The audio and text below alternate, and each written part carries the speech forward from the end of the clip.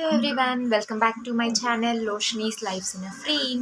So ఈరోజు అయితే Saturday short mini blog. మేమైతే జస్ట్ ఒక డ్రై ఫ్రూట్ షాపింగ్కి అయితే వెళ్తున్నాము. సో ఏమేమైతే చేస్తామో నేనైతే చూపిస్తాను, జస్ట్ వాచ్ ఇట్. అసలు లిటరలీ బెంగళూరులో బయటికి రావాలి ఈవినింగ్ టైమ్స్ వీకెండ్స్ అంటే చాలా భయమేస్తది. ఎంత అంటే అంత ట్రాఫిక్. మాకు ఓన్లీ 5-6 కిలోమీటర్స్ బయటికి రావాలి అంటే అంత టైం పట్టింది. హాఫ్ అన్ అవర్ పట్టింది.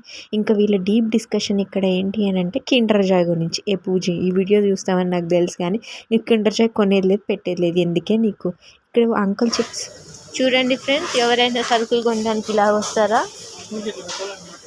ఇలాగొచ్చాడు. ఒకసారి తిరుగు.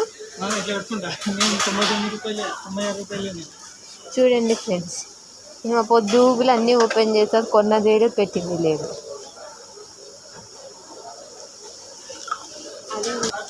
ఇప్పుడు ఈడున్న సేల్స్ వాళ్ళు ఎవరో ఒకళ్ళు వచ్చి మమ్మల్ని తిట్టేదాకా ఇలాగే చేస్తుంది.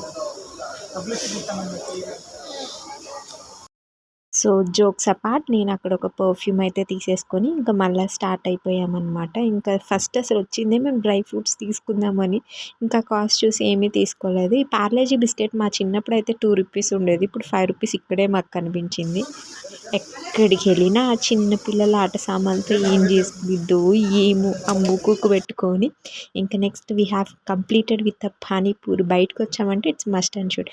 ఇంకా అంత దూరం వెళ్ళి తీసుకొచ్చింది ఏం లేదు, ఒక 1/2 kg బాదం, జీరా, ఇంట్లో జీలకర్ర అయిపోయిందని జీలకర్ర, నెక్స్ట్ సోయా చంక్స్ అనమాట. మిల్ మేకర్ ఫ్రై లాగా చేసుకుంటే బాగుంటుంది.